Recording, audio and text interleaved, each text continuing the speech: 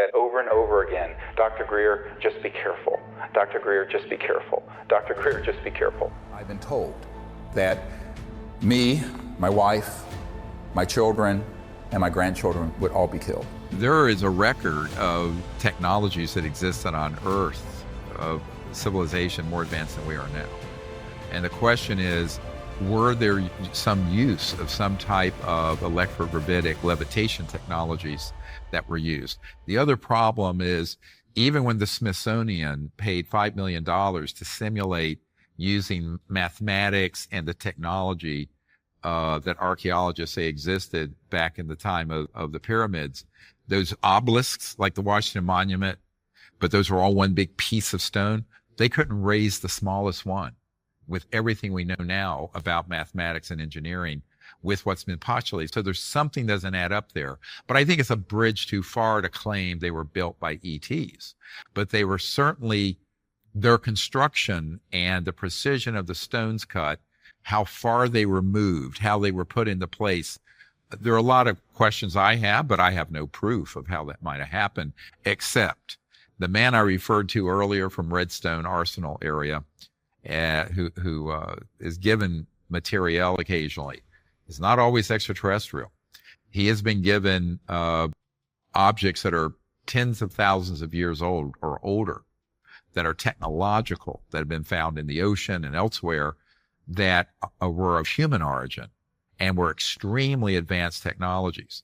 So I believe that it's likely that on Earth, prior to the modern era, there have been civilizations far advanced beyond where we are, that for which we have very little record. And when that record is found, I think it's kind of swept under the carpet. You know, it's interesting. There were years ago when they did the Mars images, and they found that there were these obelisks and strange looking objects on Mars. I went out to the Goddard Space Flight Center here outside DC to meet with Mark Carlotta and some other scientists there. And they said, yep, it's been pixelated out for the public, but there are structures there. And they were very ancient, but we're talking millions of years old, millions. And I was out in California after I had disclosed this to some people, and a man came up to me from JPL, Jet Propulsion Labs, and I didn't know him. He knew who I was, and said, Dr. Greer, here's the issue. You're right, those exist, but we can't disclose that. I said, why? It's not an operational ET device. It's not, it's old. He says, yes, but you don't understand how powerful that this information is. I said, why? He says, if this was disclosed, it would collapse the fundamentalist orthodox belief systems of every religion on Earth. I said, what? This science and this evidence is being kept secret for religious reasons? He says, yes. Because the creation myths, now I'm not talking about most people, but those sort of fundamentalist orthodox belief systems, they'd all crumble. They'd be completely gone. And you would have to come up with something a little more rational, right? Than the world is 6,000 years old. And we, used to ride dinosaurs, like horses, if you go to the Creation Museum in Kentucky. So this is true, by the way. Those of you in urban areas, you need to kind of wake up a bit about the rest of the world. But that's just how it is. So what I tell people is that some of this evidence has been kept secret, not for scientific reasons, but for social belief and how much that information would disrupt most people's foundations of their paradigm and belief. Well, back in the day, thousands of years ago, this was true. When ancient, scientists said that the earth was round, they were put in jail and they were, executed. Yep. Saying that the earth was not the center of the universe was heresy. Yep. In fact, for hundreds of years, if not thousands of years, people thought that the sun and the moons rotated around the earth. Yep. And when basic astronomy showed that wasn't true, they said, oh, well, there's little semicircles that they were doing around the earth to try to somehow justify it. And then that didn't work until finally someone said, okay, the only plausible explanation is that the sun is the center of this universe and all the planets rotate around it and all those pieces fit together. But in 2023, science is out there and so forth. So I mean, but religion is you're not being running the very world rational. the way it did in, 2,000-3,000 years ago, even 1,000 years but that's ago. not So the why would people get the, feathers ruffled over this? Because there are still huge numbers of people in our country and around the world who are not rational and scientific. They're really based on their these belief systems, which would be upended. And this guy was very blunt about it, and I think he's quite correct. For example, we might find out that the origins of Homo sapiens altogether isn't what we think, either Darwinian or other. So there are all kinds of implications to this issue. This is one of the things when I was out at Lawrence Rockefeller's ranch back when we were setting up things for the Clinton administration back in September of 93 out in the Tetons. And he took me out at night on the deck and he said, look, he said, Dr. Greer, no aspect of life on Earth will be unaffected by this being disclosed. So vast and so large are the implications. I said, yes, Lawrence, that's why it's been kept so secret. So now we're touching on another whole area of concern, and that is, now I don't think most rational religious and spiritual people would have a problem with the fact they don't think the world's 6,000 years old, and there's no reason for them to think that a supreme being would leave all his hopes for intelligent life just in humans. God help us, right? So, but, there are a large number of people and around the world, a significant number of people who would find that very upsetting.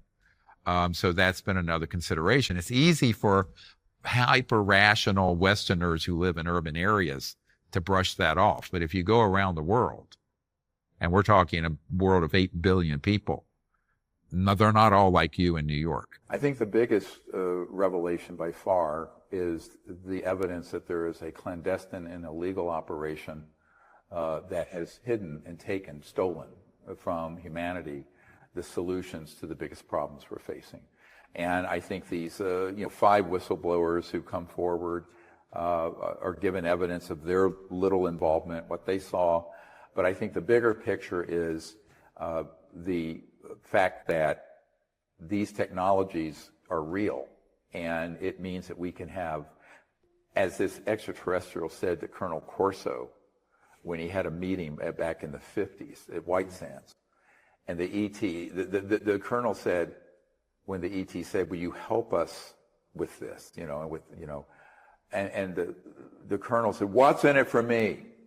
Very brusque, and he admits he was this sort of arrogant, brusque Air Force colonel. And the extraterrestrial said, a new world if you can take it. So I think that's the biggest part of this, is that on the one hand, there's a very disturbing covert group that's not being overseen properly by the government and which is illegal and unconstitutional. But the good news is, if we can correct that problem and bring these technologies out, it will be a new world, if we can take it. So that was said in 1956. Now, how long ago was that? 67 years ago. Yeah. So 2/3 of a century later, I think we need to take it. I think the other important part of this, which I think is very key, is the testimony and information about the physics of the so-called scalar and neutrino light systems, which we have had people there at the South Pole Raytheon station. Those systems are both tracking in deep space, but are also weapon systems.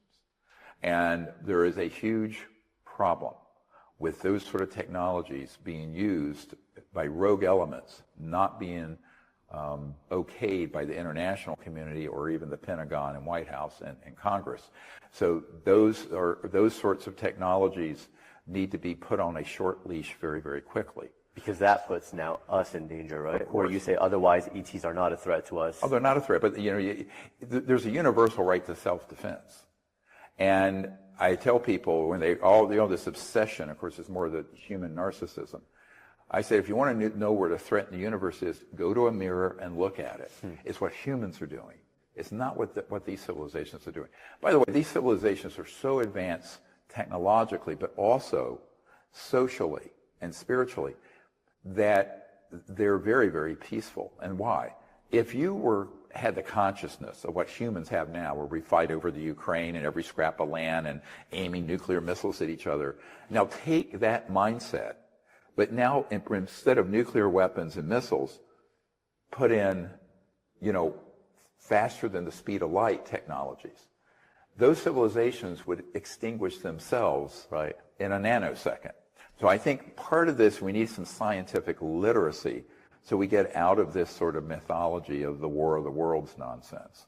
But on the other hand, I think that we're at risk for these civilizations at a certain point having this very rogue group, illegal, run through a red line. I call it the extraterrestrial red line. How far can we go doing this sort of reckless, dangerous behavior before they have to clip the wings of those folks?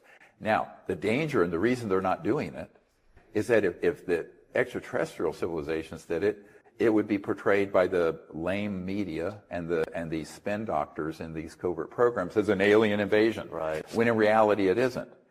In fact, even the witnesses we had come out in 2001, a couple of them were at nuclear facilities where ET craft went in and disabled some. And they felt that the ETs were protecting us from ourselves. But then there were charlatans in the media and the UFO community that took that same testimony and rated our witnesses and spun it into Alien Invasion Week on the History Channel. So here's the problem. These civilizations are very smart.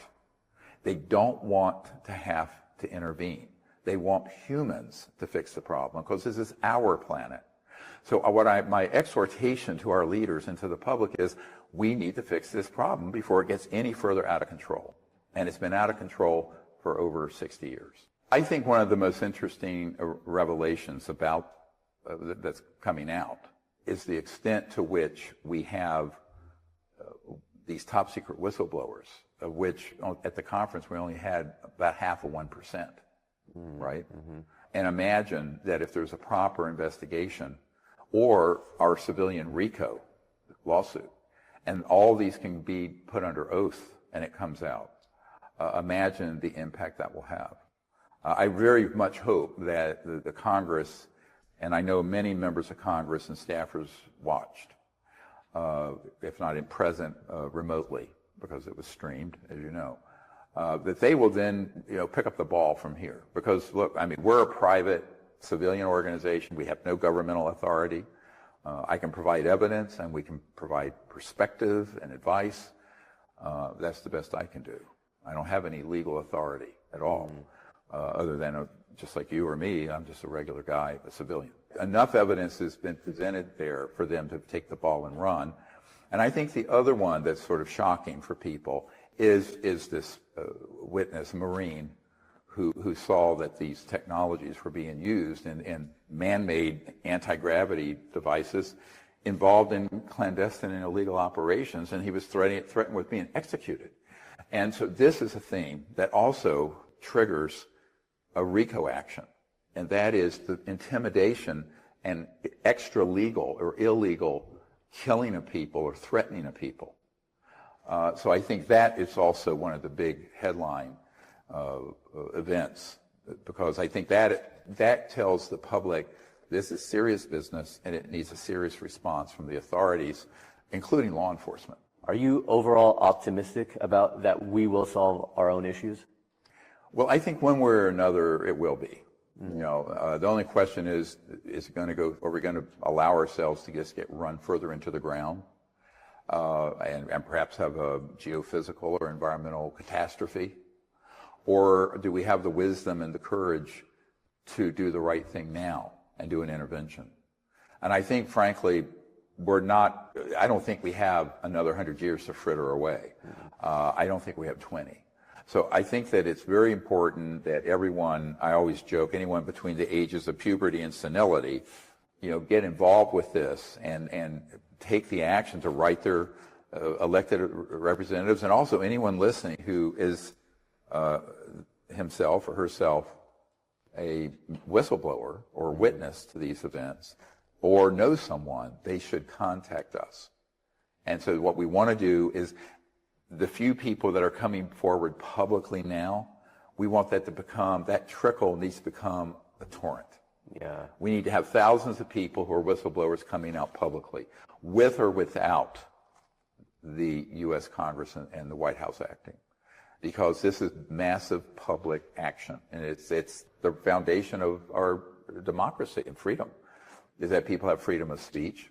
One of the things we pointed out, I think is a big headline, is that since these projects are illegal, those people who've signed non-disclosure agreements are not bound by them. Because, you know, if I'm a mafia guy and you have a contract with me, but the operation I'm running is criminal, I cannot enforce that contract. So all of these people who have been in these government and corporate programs, including the ones at Lockheed and Northrop and elsewhere, they're unbound absolutely not at all by any security restrictions or non-disclosure agreements. And this is a point we made during the Clinton years, that the underlying projects are criminal, and therefore, while they have signed these documents, they have no enforceability under law. And the other huge headline from this is we now have over 40 attorneys, right, that are ready to represent the whistleblowers and also launch a RICO action against the individuals and corporations that are culpable. What would you say to because you mentioned the kind of puberty generation, what would you say to the kind of the TikTok generation that are out there and honestly the power that they have with influence, with awareness, making a topic so big? What would you say to them? Well, we need their help. I'll tell you very bluntly, because our group is an unfunded public interest group that has no funding. What we can do is get this information to those sorts of folks and ask them to put out clips of the video of it, put out links to what we're doing, links to the lost century and how to retrieve it. Because that generation, you know, these are my children and grandchildren's generation, are exactly the people who, if we don't get this right, are going to inherit a terribly difficult situation on this planet. And so almost all of those younger folks are very concerned about the environment and poverty and justice. Well, there can be no justice if we are deliberately keeping the technologies away from the world that would eliminate poverty and inequality around the world. There can be no environmental future if we don't bring out something better than a solar panel. So I hope that this message resonates with people of all generations, but I'm glad you mentioned this, the folks on TikTok and social media, and which of course I have no social media skills whatsoever. I'm better with a ventilator or, you know, a chest tube or something. But I think that, but there are people who are very good at that. We need a lot of people who are big influencers. But you're really good at resonating with those people, right? Like the Demi Lovatos of the world, you know, the Miley Cyruses of the world, who will resonate. They see there is some truth in it, and they want it to get out there. They're curious, at least, right? And we need that help. Actually, I would encourage more people like Demi Lovato and others who are interested in this to drop links for us, put the word out, because really we simply don't have the funding that, you know, usually even a feature film like this would have millions of dollars in marketing. We have nothing. So we have to rely on the word of mouth and the good graces of people who understand what we're trying to achieve, and to do the right thing and help us. So yeah, I do want to make that appeal for everyone's help. There were apparently a couple of crash retrieval events in the late 30s and 40s. We know at the Trinity site in 1945, shortly after we detonated the first atomic bomb, there was a craft that was downed or came down in that area that we retrieved. But 1947 is the most celebrated one. That one, there were actually 3 extraterrestrial vehicles involved. We had we have a document, you'll see it in my book, Unacknowledged, which goes with the documentary Unacknowledged. When you see all these for free on Amazon Prime and whatever. But it describes a new radar system that we had put in. Now, at Roswell. Now, let me tell you a little bit about the sort of military speak here. A radar system, you and I think of it as just something that sends out a a beam, and it bounces off the skin of an aircraft, and you trace it. Those systems can also have an active directional energy warfare system attached to it or associated with it, either within the system or very nearby. So that when something is painted or tracked on radar, it's then hit with an electromagnetic weapon, a directional weapon. Those were actually beginning to be experimented with in the 30s and 40s. By 1947, this FBI document from a field agent to J. Edgar Hoover, which we had published, states that system was switched on, and it obviously had more than just a radar component. It had to have an active electromagnetic weapon part of it. And there were 3 of these ET craft that were over that area, and I'll tell you why in a moment. 2 of them collided. One was in a bazillion pieces, not far from that Roswell Army Air Base. The other one continued westward near Socorro, impacted, and it broke, and there were extraterrestrial bodies and I know of one living ET taken from there. The third one wasn't found, I believe it's till 1951, up in the mountains going way northwest of Roswell, up in the mountains in New Mexico. I'm sorry to interject. Are you saying there was a third ET that got away? No, there's a third ET craft that crashed. But there was one, to my knowledge, there was one survivor that we captured. And I think I have an Army intelligence guy who was the last guy I know to see that being in 1951 at Camp Perry in Virginia. And it was in a crate wearing boxer shorts. And it didn't live much longer. So apparently it lived about 4 years in captivity. Have you had the opportunity to speak to any of the eyewitnesses of Roswell or the children of the eyewitnesses of Roswell? And what is it that they conclusively can tell you that you can relay to us? Yeah, we have. And we have actually one of the children, who's also a medical doctor, is up on our YouTube channel. His father was there and actually had some material. And it was interesting. It had what looked like hieroglyphic type writing on it. It wasn't, but there were some kind of symbols on this very lightweight, unusual metallic part of this craft, ET craft. But in 1995, I had a gathering in California. That was the first gathering of our whistleblowers. And I guess there were about a dozen of them there, and one of them had also been at Roswell. And we have that on a tape. So yeah, I have met with and interviewed both original folks who were there and the children of a couple of the guys who were there. And there's no question about that event.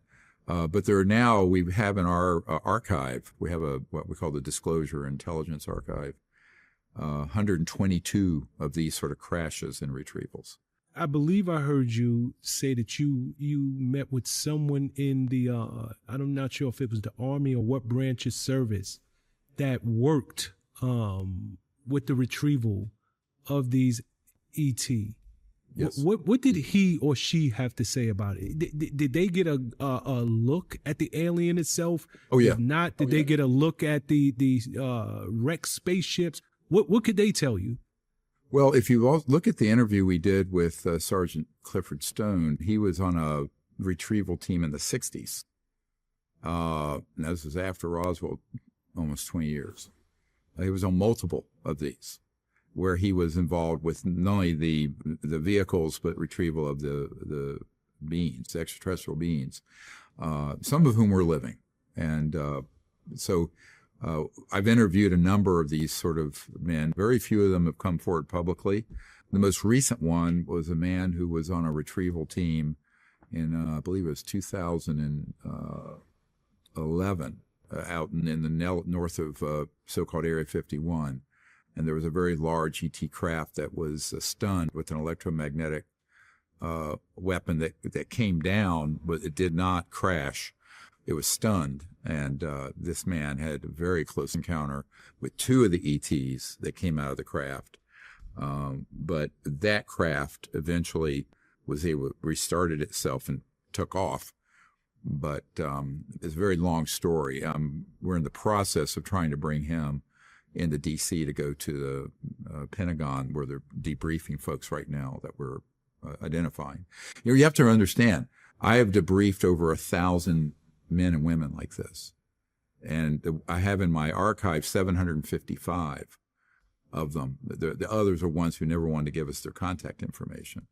So I'm sort of have debriefed hundreds and hundreds and hundreds of people like this over the last, now, 30 years. But it's been a long path. Look, the reason it's being kept so secret is because the technologies behind how those objects move. They have no jets. They have no rockets. They're not an internal combustion engine, and they most certainly don't have a nuclear power plant on them because there's no heat signature, and nuclear power fission is hot. When you look at them, you realize it's a whole new physics, a whole electromagnetic propulsion type system using very high voltage systems, similar to what Nikola Tesla and other people stumbled across in the early 20th century. But I said, if that were to be disclosed, we would terminate oil, gas, coal, nuclear power, wind, solar, you name it, and public utilities. You're talking a huge transformation in how the world operates. Now, on the one hand, it would be disruptive to the status quo of the macroeconomic system. On the other hand, it would end all pollution. It would end all poverty in 20 years, and everyone on the planet would have quote-unquote free energy from what's called the zero-point energy field. And we can discuss this later.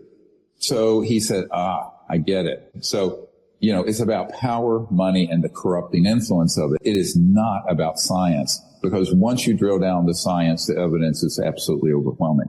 When I first started working with all these guys here, they have a type of, I call it disclosure PTSD. It's a traumatic. For me, in the 1990s, it was very traumatic to find out about this was absolutely real, that it was being kept secret, that it was out of control, and that there was a compartmented part of it that were already committing atrocities such as staged fake alien abductions and mutilations. Everybody's heard of these. Everybody assumes they're alien. They are not. We have a testimony from Air Force intelligence officer as well as documents that prove that those are being done by humans for their, quote, psychological warfare value.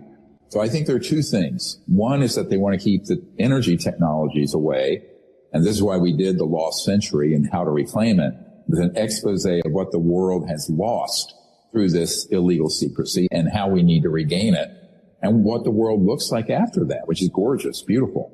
A totally transformed planet. If we no longer had to have any polluting sources of energy, the energy itself was free once you had the device, the zero-point generator system, and poverty around the world would vanish in a generation, about 20 years. But there's some big stakeholders, right? Hundreds of trillions of dollars at stake. So this is where you get into a real power struggle, which is what this issue is.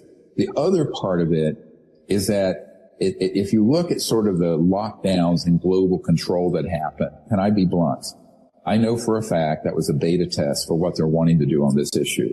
And that is to disclose it in such a way that it manipulates the public into fear so that they can then, through sort of a totalitarian militarism and central state authority, control the whole world, not just one country. As Reagan said, wouldn't our job of creating world unity be easier if we had a common alien threat to fight? So this is why they've spent so much time making, bad Hollywood movies and UFO conferences and staging these ridiculous abductions, which are gruesome, and there are terrible victims of those. But they're not being done by extraterrestrial beings. They're being done by what's called stagecraft, using advanced man-made ET-looking craft, but they're not ET. One of my jobs is to warn the public and these officials of this sort of subterfuge and gaming of the subject, which is completely dishonest. Now, luckily, people like Congressman Burchett and others have said, look, if these civilizations were hostile, we'd be a charcoal floating through space. I mean, it clearly, if you're tens of thousands to a million years more advanced technologically than we are, If they were outright hostile to us, it would just be over. I think, however, things get misconstrued. Let's take, for example, all the nuclear silo cases. Well, it turns out these ET craft, the real ones, are concerned about those systems because if they were launched in a war, it would destroy life on Earth, and they view life on Earth as a very special place. Secondly, when you detonate a thermonuclear weapon, it puts out not only a electromagnetic pulse everybody knows about, it puts out what Tesla described as a scalar signal. And the scalar is faster than the speed of conventional light or electromagnetic propagation because it's a point that goes out in a line as opposed to a wave like normal light that we're seeing. So those disrupt extraterrestrial communications and travel. So the reason you saw those craft that crashed near Roswell was because that was the only atomic bomb squadron in the world in 1947, 509th Army Air Base, Walker Field. I would not share things except I can back it up, which is why I gave the House Oversight Committee, the Senate Intelligence Committee, the Pentagon, the White House, the hard drive with terabytes of this data on it, including the witness testimonies, where all the facilities are, images of what the ET craft looked like we downed, what the bodies look like from the description of firsthand military witnesses who handled them with a forensic artist drawing it. We provided all this. So I think at this point, anyone who would have a cursory glance through that data would go, my God. Now, yes, I will say, I was warned in 1991 by an intelligence officer. He said, if you tell the people the truth about this, you will lose all credibility because the truth is much less believable than the fiction we're selling. That is a real catch-22. Do you tell the truth and lose credibility? Or do you tell some kindergarten version of the truth to placate people? I am not doing the latter. But it's controversial. I'll admit it's extremely controversial. But at my stage of life, I have 12 grandchildren. I'm 68 years old. I'm not someone who feels like I need to pitter-patter around the tulip garden, right? What our goal is that enough is put in place in the next 6 to 12 months that the actual ET bodies, craft, and man-made assets are first acquired and shown to the members of Congress and White House, and then to the world's public. I think it's achievable in the next year or so if we aren't diverted. The secrecy is clearly related to that. Nothing else. It's all about power. 90% of everything on this subject is disinformation. We have over 450 military and intelligence witnesses. The president was concerned he would end up like Jack Kennedy. Big media does not report the truth about these things because they are not free to. This is the biggest secret in the history of the human race. They move at enormous speeds. For example, they've been tracked at going tens of thousands of miles per hour in the atmosphere and make a right-hand turn without decelerating. There are seriously important technologies that would give us an entirely new sustainable civilization that are being kept secret. There's nothing that is being kept more tightly controlled and more secret. And the secrecy has invaded, like a cancer, many institutions, including the media, government, corporation. I have personally briefed members of the Senate Intelligence Committee, members of the Joint Staff, the head of intelligence for the Joint Chiefs of Staff of the United States, the head of the Ministry of Defense in Great Britain, our CIA director under Clinton. And what I found was that most of the people in government that you and I would normally think would know about these sort of clandestine issues were being lied to or kept out of the loop. And so that there's this rogue, very well-funded transnational group that's highly corporatized, privatized, that is running this. It is not, when people say the government's keeping this secret, I said the government knows very little. The government are we the people. There are a few people in the government who know, and those control points are lying to their colleagues. For example, there are a few people in Congress and Senate who know about this, but they do not tell their colleagues. And so it's a very dangerous project in the sense that it has subverted the U.S. Constitution, the British rule of law. If you go all over the world, sort of highly organized group that is running projects related to UFOs, and they're quite developed, are operating outside the rule of law of any country. And that is dangerous because they're sitting on information and, more importantly, technologies. One of the things we found, for example, is that beginning in the 30s and 40s, certainly by the 50s, we were studying the modus operandi. I'm quoting from a top secret Canadian document, the Wilbur Smith document from 1951, which I'm sure you've seen, has this statement that by that time, there was a high-profile group headed by Dr. Vannevar Bush, who headed up the Manhattan Project, to look into how these things were operating. And by the mid to late 50s, we had figured out the energy and propulsion systems behind so-called anti-gravity, extracting energy from the fabric of space so you don't have a fuel to carry. And that once they realized what this was and that it would be a threat to the big corporate kleptocracy that runs the world, big oil, fossil fuels, centralized utilities, centralized economies, that they put the lid on this and took it out of the supervision even of the U.S. president and most members of Congress and the British prime minister and et cetera and so on. Most high officials in the Pentagon know very little about this subject because I have been the person to brief them. And the ones who do know are part of this conspiracy of silence, for lack of a better word, to cooperate to keep this stuff very secret. The secrecy isn't because people are afraid that they're going to find out that there's life in the universe. It's because if it's confirmed that these UFOs are real, and they are, with it will become an immediate question by the scientific community, well, how are they operating? And when that gets asked, we have people who can answer it. And when that gets answered, it's the end of big oil, it's the end of coal, it's the end of centralized electric utilities, and it's the biggest change in the global macroeconomic order since the Industrial Revolution of the mid-1800s. That's what we're dealing with. The secrecy is clearly related to that. Nothing else. It's all about power and geopolitical power and centralized power. A lot of people don't realize there's about 250 integrated corporations and individuals in the world that control virtually all of the world economy. And they're all interrelated. They're vertically and horizontally integrated. And their interests in this are profound. I remember Lawrence Rockefeller when I was out at his ranch, and of course he had hosted President Clinton and his wife, Hillary Clinton, for a couple of years during their vacations in August during his presidency.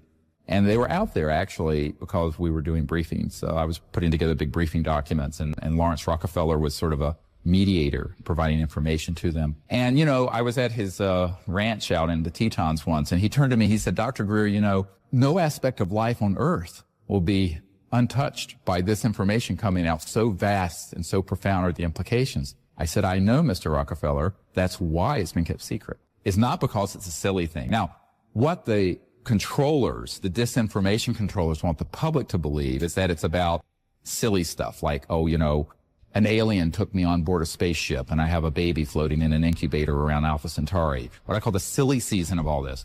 And that disinformation is put out there through the UFO subculture, through the media, through documentary makers, through filmmakers who don't know the difference between information and disinformation.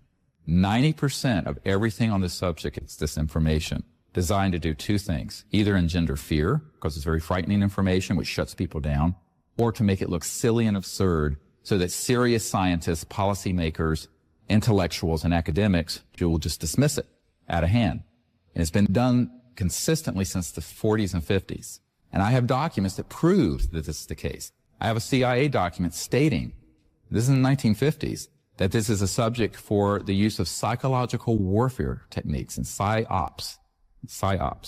And that is true. And so it's something where the public, for the most part, is greatly disinformed deliberately. You know, not just misinformed, but disinformed. What the Disclosure Project's trying to do is, by referring to people who've had firsthand involvement with these projects, plus our own firsthand research, real-time research, is to put together the assessments of what's going on. And we feel this is important to share that with the President or members of the Senate Intelligence Committee as it is with the general public, because contrary to what the public would think on something this sensitive, most people in government, even high officials in government, if they even know this could be true, if they make an inquiry about it, this happened to President Carter, it happened to President Clinton. It's happened to many high officials.